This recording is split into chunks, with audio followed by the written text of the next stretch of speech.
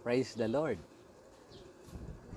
Magandang buhay po sa inyong lahat at pagpalain po tayo ng ating Panginoon. Tayo po ay magsama-sama ngayong araw para sa presensya po ng Diyos. At bago po tayo magpatuloy, pakinggan po natin ang musikang ito.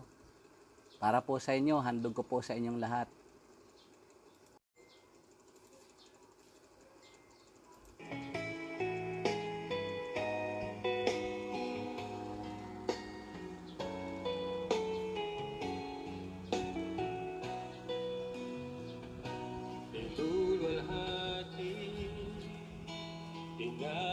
Sa ilang sandali lang po tayo po ay magsama-sama na magpanagpo tayo sa presensya ng Diyos sa pamamagitan ng Kanyang mga salita. Ikaw ang buhay, Ikaw ang Diyos naming banal na pupurihin. Binabati ko po kayong lahat sa mga oras pong ito na patuloy po na nakasubaybay sa mga live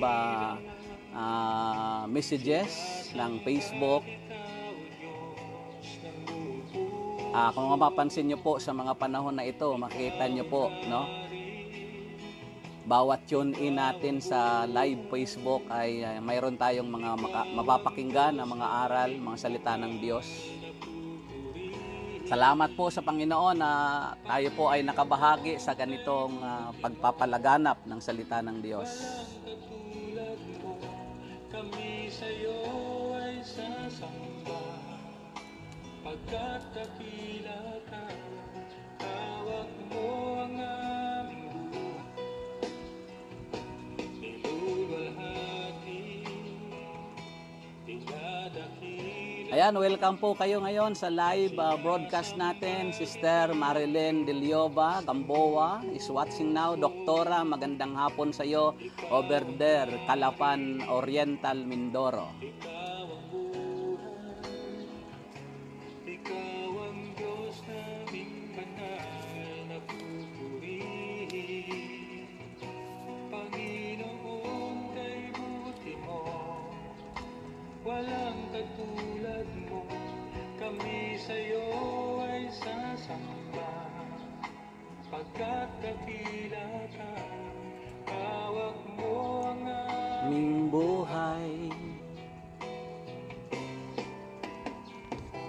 niluluwalhati, dinadakila, sinasamba kita, O Diyos, ng buong puso.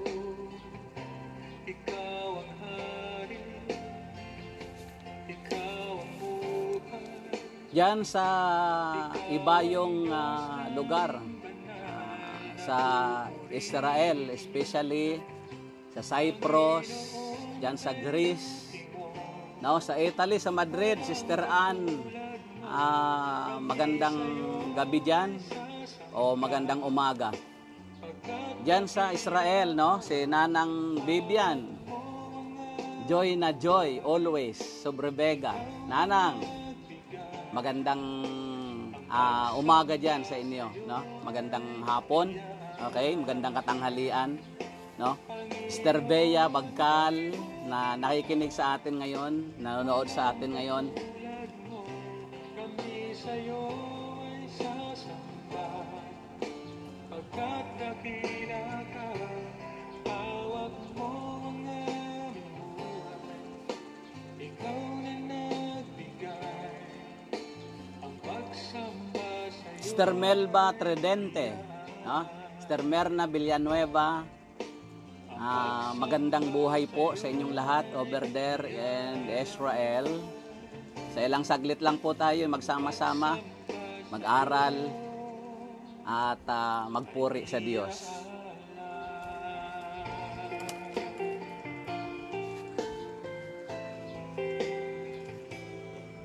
Sister Anne Jane Pantoja Floranza is now watching.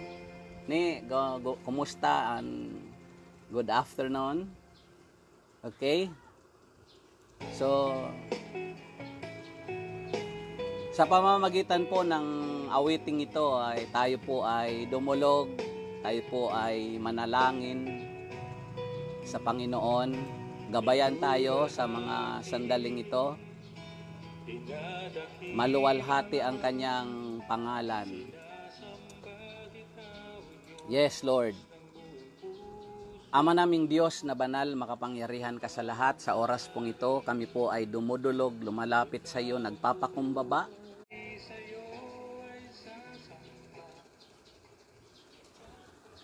Yes, Lord.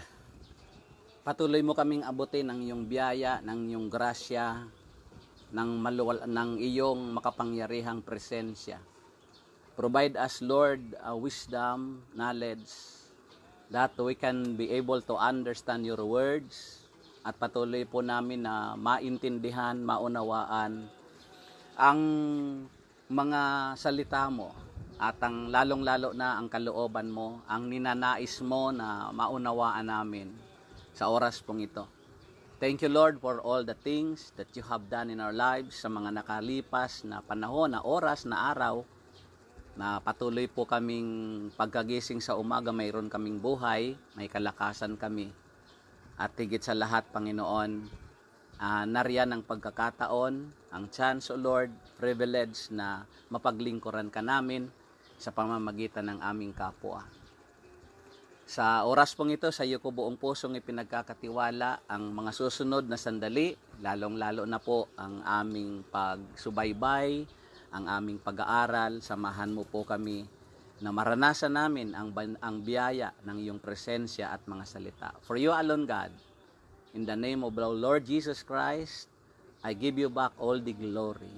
In Jesus' matchless name, amen and amen.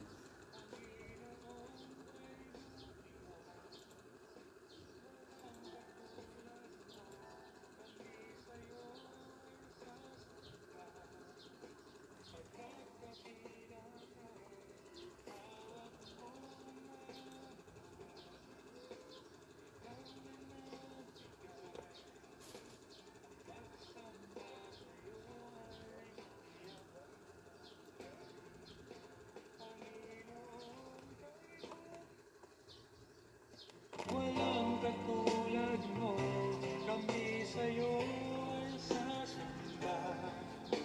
Pagkat dakila ka, hawak mo ang aming buhay.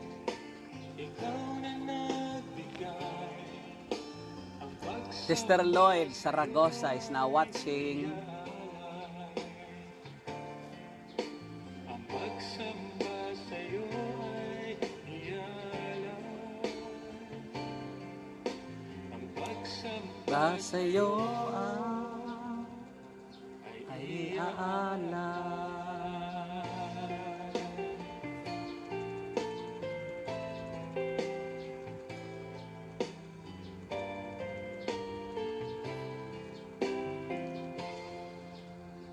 Yan po ang ating pangbungad na awitin, inawit ng ating kapatid, Brother Tony Rodeo.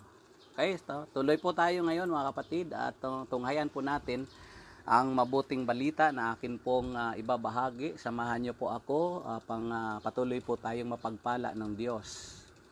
At it's written in the book of John chapter 1 verse 14 to 18. This is the gospel of our Lord Jesus Christ. The Word became flesh and made His dwelling among us. We have seen His glory, the glory of the one and only, who came from the Father, full of grace and truth. John testifies concerning Him. He cries out, saying, "This was He of whom I said, He who comes after me has surpassed me, because He was before me." From the fullness of His grace, we have all received one blessing after another. For the law was given through Moses, grace and truth came through Jesus Christ. No one has ever seen God, but God, the one and only, who is at the Father's side, has made Him known. Sa John chapter 1 verse 14 to 18, naging tao ang salita. Naging tao ang salita at siya'y nanirahan sa piling natin. Nakita namin ang kanyang kapangyarihan at kadakilaan, puspos ng pag-ibig at katapatan. Tinanggap niya mula sa Ama ang kapangyarihan at kadakilaan ito bilang bugtong na anak. Nagpatotoo si Juan tungkol sa kanya at ganito ang kanyang sigaw. Siya ang tinutukoy ko ng aking sabihin, ang darating na kasunod ko'y higit sa akin sapagkat siya na bago pa ako ipanganak. Dahil sa siya'y puspos ng pag-ibig, tayong lahat ay tumanggap mula sa kanya ng abot-abot na kaloob sapagkat ibinigay ang kautusan sa pamamagitan ni Moises, ngunit ang pag-ibig at ang katotohanan ay dumating sa pamamagitan ni Hesukristo. Kailan may walang nakakita sa Diyos, subalit ipinakilala siya ng bugtong na anak. Siya ay Diyos na lubos na minamahal ng Ama. Mga kaibigan ko, kapatid, kapanalig, pananampalataya sa ating Panginoong Hesukristo, ito po ang masaganang mabuting balita ng ating Panginoon. Purihin ang Diyos, purihin ang ating dakilang Diyos na makapangyarihan sa lahat.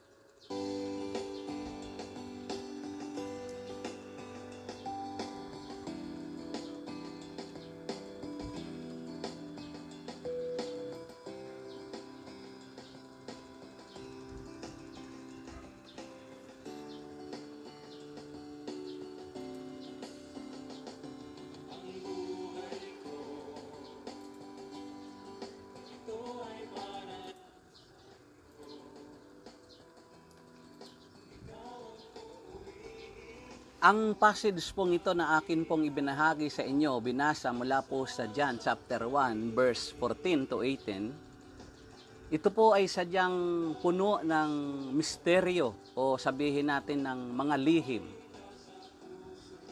At ito po ang napakagandang tuklasin natin sa mga oras pong ito. At sapagkat kung ito po ay matuklasan natin, mahalukay natin ang mga lihim ito na sinasabi ko at itong mga misteryong ito ng salita ng Diyos.